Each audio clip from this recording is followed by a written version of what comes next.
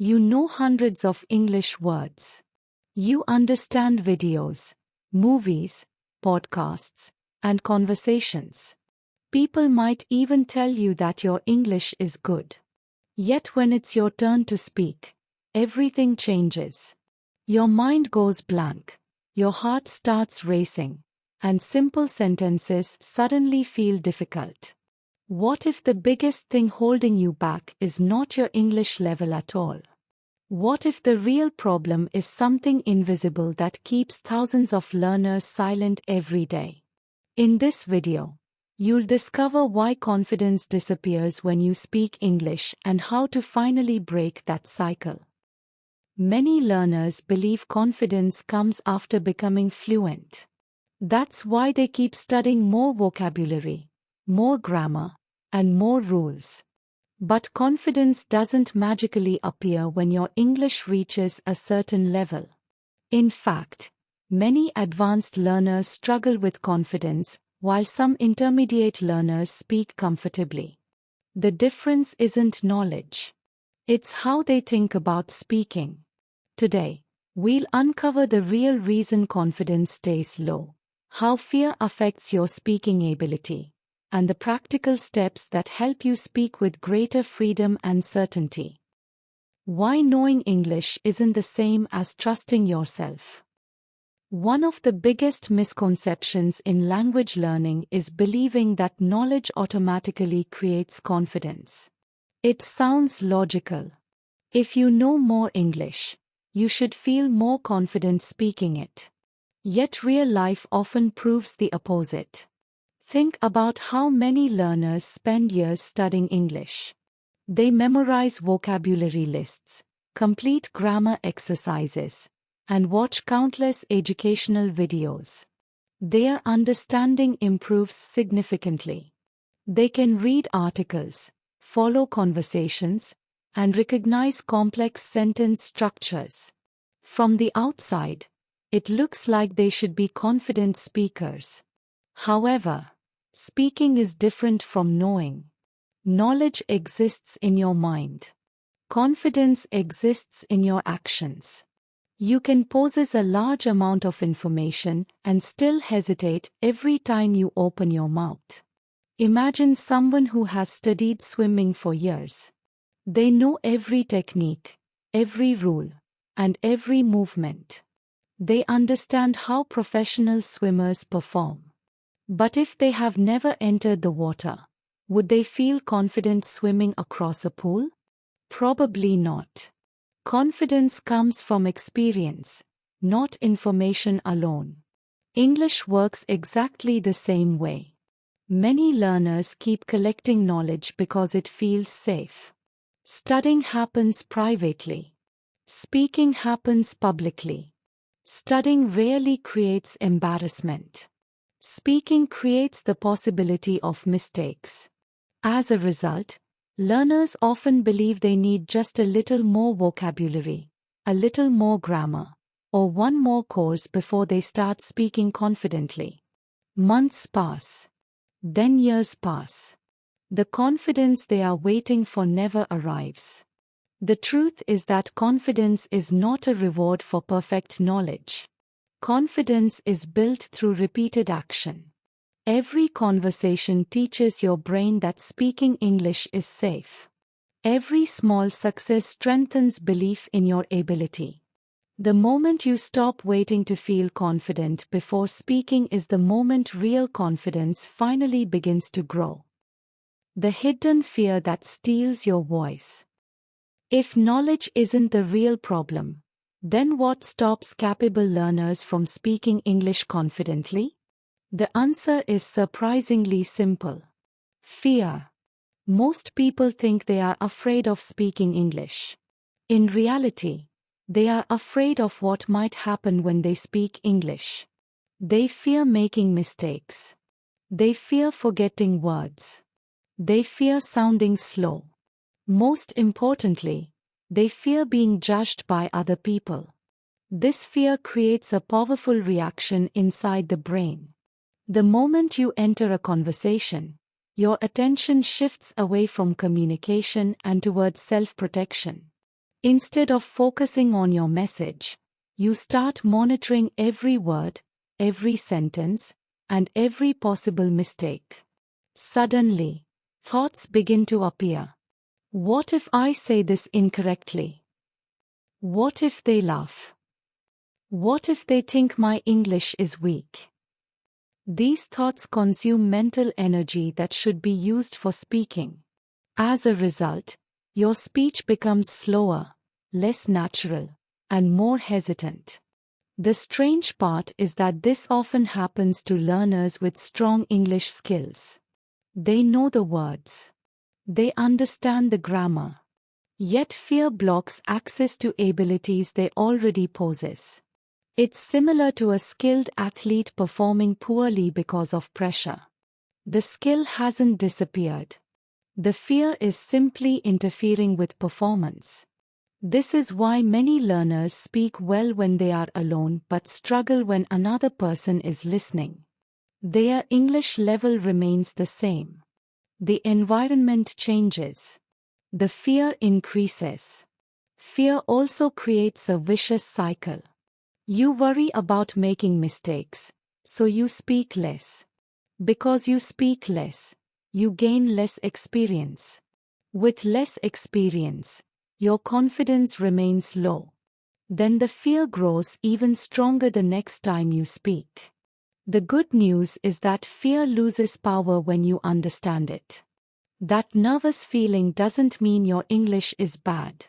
It doesn't mean you are incapable. It simply means your brain is trying to protect you from social discomfort. The goal is not to eliminate fear completely. The goal is to keep speaking even when fear is present. That's where genuine confidence begins to develop. What fluent speakers know about judgment. One of the biggest differences between confident speakers and hesitant speakers is not English ability. It's their relationship with judgment. Many learners believe fluent speakers are fearless. They imagine that confident English speakers never worry about mistakes or what other people think. But that's not true. Fluent speakers are judged just like everyone else. The difference is that they don't let that possibility control their actions. Think about any person who speaks confidently in public. They know that some people may disagree with them, notice mistakes, or form opinions about them. Yet they continue speaking because their focus is on communication, not perfection. Most English learners do the opposite. Before they speak, they imagine every possible negative outcome. They picture people laughing, criticizing, or silently judging them. The problem is that these situations often exist only in their imagination. Meanwhile, real conversations are happening all around them. Here's something important to understand. Most people are far less focused on your mistakes than you think. During a conversation, people are usually paying attention to the message, not searching for tiny grammar errors. They care about understanding your ideas, your opinions, and your story. Fluent speakers understand this. They know communication is the goal. If a sentence isn't perfect, they keep going. If they forget a word, they find another way to express the idea. If they make a mistake, they correct it and move forward without turning it into a personal failure. In fact, many fluent speakers became fluent because they were willing to make hundreds of mistakes. Every mistake gave them feedback. Every awkward conversation taught them something valuable. Instead of viewing mistakes as proof of weakness, they viewed them as part of the learning process. The truth is that judgment becomes powerful only when you give it power. The moment you stop trying to impress everyone and start focusing on sharing your message, speaking becomes much easier. Confident speakers are not people who never get judged. They are people who refuse to let judgment decide whether they speak or stay silent. How to break free from speaking anxiety. Speaking anxiety feels like a language problem, but most of the time it's actually a habit. Your brain has learned to associate speaking English with pressure, uncertainty, and possible embarrassment. The good news is that any habit that is learned can also be changed. Many learners try to eliminate anxiety before they start speaking. They wait for the perfect level of confidence, the perfect vocabulary, or the perfect moment. Unfortunately, that moment rarely arrives. Confidence grows because you speak, not before you speak. The first step is lowering the pressure you place on yourself. Stop treating every conversation like an exam. Real conversations are not grammar tests. They are opportunities to connect with another person.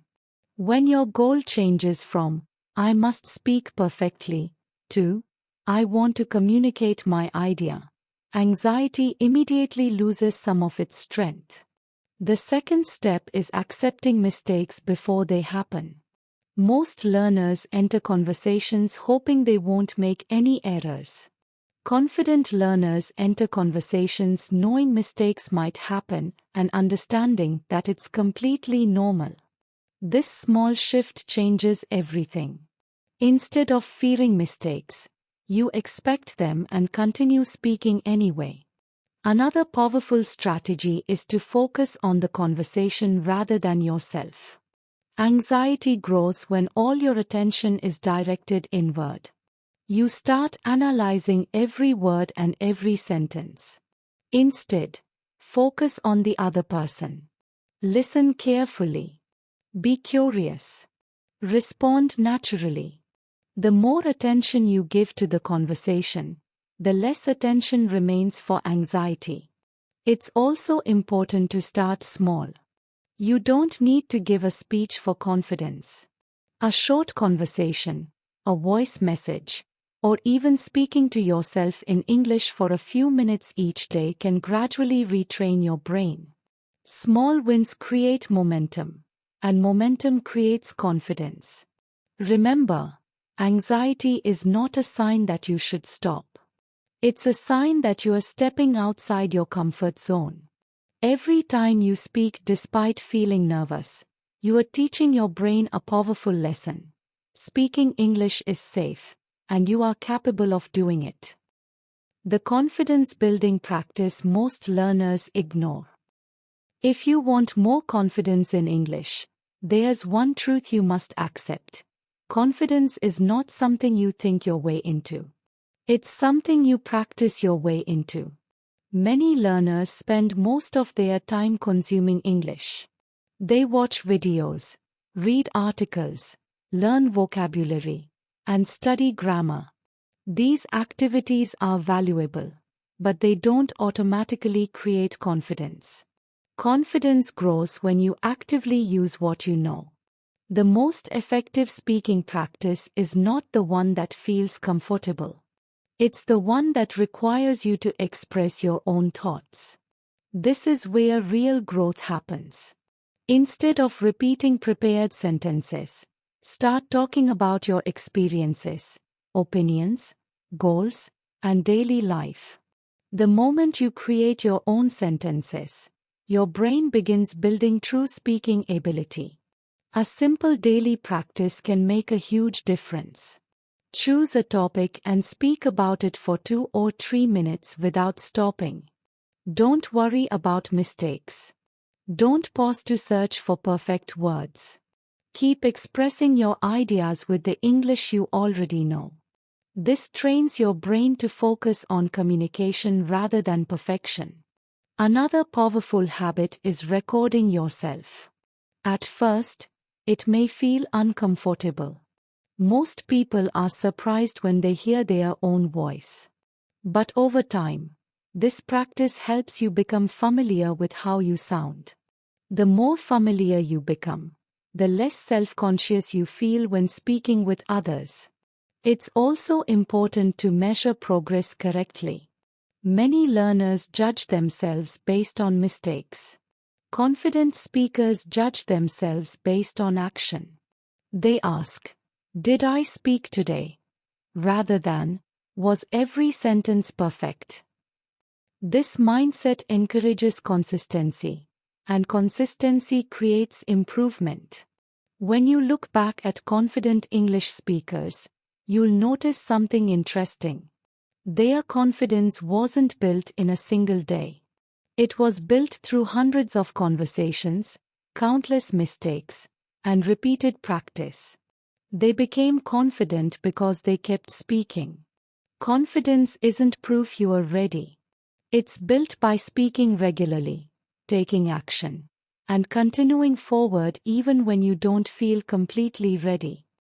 If your English level is high but your confidence is low, remember this: the gap is not created by a lack of knowledge. It's created by fear, hesitation, and a lack of speaking experience. The good news is that confidence is not a talent you are born with. It's a skill you build.